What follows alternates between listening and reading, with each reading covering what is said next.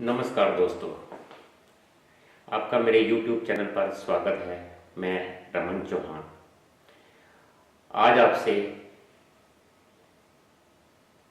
कस्पल interlink ज्योतिष में ग्रह किस प्रकार से फल देता है। पिछले लेक्चर में मैंने बताया ग्रह दो प्रकार से फल देता है, एक अपने स्टेलर स्टेटस पर और दूसरा अपने पोजिशनल स्टेटस पर। दोस्तों, कस्पल इंटरलिंक ज्योतिष बहुत आसान कर दी गई है। इसको आसानी से सीखा जा सकता है। कस्पल इंटरलिंक ज्योतिष ट्रेडिशनल ज्योतिष की तरह बहुत आसान हो गई है, लेकिन इसमें कुछ बदलाव किए गए हैं। जैसे ट्रेडिशनल ज्योतिष में भाव मध्य को लेते हैं, कोई भी भाव 30 डिग्री तक ले लिया और 15 डिग्री इधर और 15 डिग्री उधर कर दिया और भाव मध्य ले लिया। इसमें ऐसा नहीं है। इसमें ग्रह की लिंकेज बनती है। इस पद्धति के अंदर कोई भी ग्रह उच्च का, नीच का या युति या दृष्टि संबंध को नहीं लिया जाता। यहां फिर आप पूछेंगे कि यहाँ पर फिर अगर उच्च का, नीच का या दृष्टि संबंध या युति नहीं ली जाती तो ग्रह किस प्रकार से फल देगा। तो दोस्तों, यहाँ पर ग्रहों की लिंकेज बनती है। यहाँ पर दृष्टि संबंधी कोई किसी भी तरह का नहीं लिया जाता। यहाँ पर जो भी डिग्री कस्पल पे उदय होगी वही कस्पल की स्टार्टिंग पॉइंट माना जाएगा। यहां पर ग्रह अपनी लिंकेज बनाएंगे, अपना फल देंगे और बिल्कुल एक्यूरेट फल देंगे। अब आपको मैं बताता हूं कि ये कैसे ग्रह अपनी लिंकेज बनाते हैं, तो बोर्ड पर समझते हैं।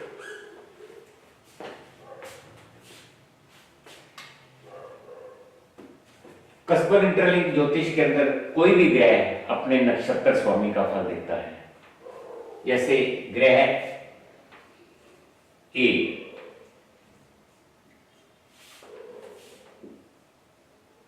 B C D.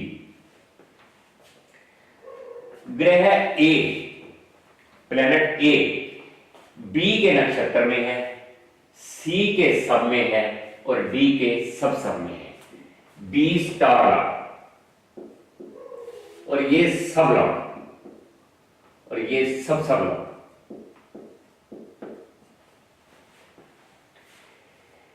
ग्रह ए बी के नक्षत्र में है, सी के सब में है और डी के सब लॉन्ग में है। इसको हम ये कहेंगे कि ग्रह ए बी से नक्षत्र में है, यहां पर ये संबंध बनाता है।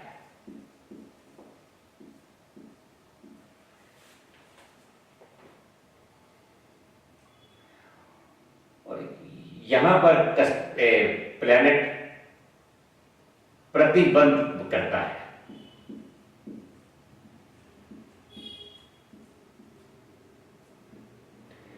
और यहां पर अंतिम पुष्टिकरण,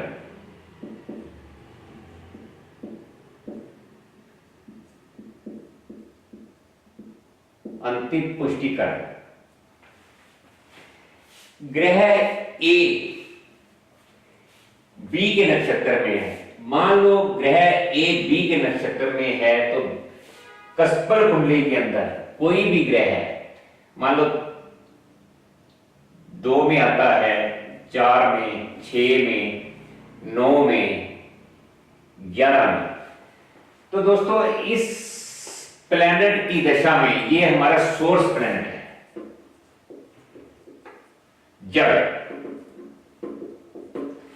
ये हमारा सोर्स प्लैनेट है, इस प्लैनेट की दशा में एक्स वाई जेड कोई भी प्लैनेट हो सकता है। इस प्लैनेट की दशा में इस जातक को इन हाउसेस के फल ही मिलने हैं। सोर्स प्लैनेट ने इस दशा के अंदर इस जातक को 2, 4, 6, 9, 11 इस घरों के ही फल मिलने हैं।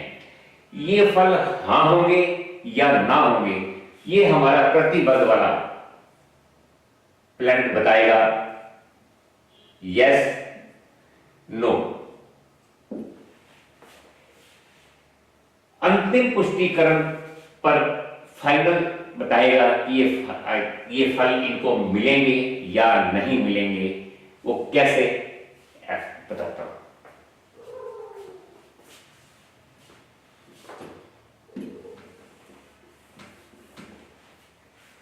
मान लो प्लैनेट ए 5 में, 7 में, 11 में, तो इस जातक को इस प्लैनेट ए की दशा के अंदर 5, 7 और 11 भाव के ही फल मिलने हैं। ये फल हाँ होंगे या ना होंगे, ये हमारा सबलड़ बताएगा, यस और नो। और अंतिम पुष्टिकरण पर की फाइनल कंफर्मेशन पर पता चलेगा कि इस जातक को इस दशा के अंदर इन हाउसेस के फल मिलने हैं या नहीं। तो दोस्तों, जैसे ये 5, 7, 11 हमारे शादी वाले, मैरिज वाले हाउस हैं। और यहां पर एक चीज और है, हम जैसे कोई भी प्लैनेट की प्लेसमेंट की, प्लैनेट कहां पर बैठा हुआ है, तो ये हम भावा चार्ट में देखेंगे, राशि चार्ट में नहीं देखेंगे। अगर किसी प्लैनेट को पोजिशनल स्टेटस मिला हुआ है तो उसका वो किस राशि में, किस हाउस में बैठा हुआ है, तो ये हम भावा चार्ट के अंदर देखेंगे, ना कि राशि चार्ट के अंदर। अब मान लो 5, 7, 11 अगर ये जातक को इस दशा के अंदर 5, 7, 11 आते हैं, तो यहां पर भी 5 और 7 और 11 आते हैं, तो इस जातक की शादी हो जाएगी। यहां पर ये क्लियर हो गया कि इसकी शादी हो जाएगी। और फिर हम देखेंगे कि पोजिशनल स्टेटस पाया हुआ ग्रह किस भावा चार्ट के किस राशि में बैठा है। मान लो यहां पर पोजिशनल स्टेटस पाया हुआ ग्रह है, अगर भावा चार्ट में 7वें घर में बैठा हुआ है, तो हम इसकी रेजिडेंस पोजीशन भी ले लेंगे 7 में। तो ऐसे किसी भी ग्रह का फल ऐसे मिलेगा कि ग्रह अपनी लिंकेज बनाता है और उसी हिसाब से उसका फल देता है। और अगले चैप्टर में मैं आपको और इसको विस्तार से बताऊंगा कि ग्रह किस प्रकार से लिंक बनाता है और किस प्रकार से फल देता है। नमस्कार।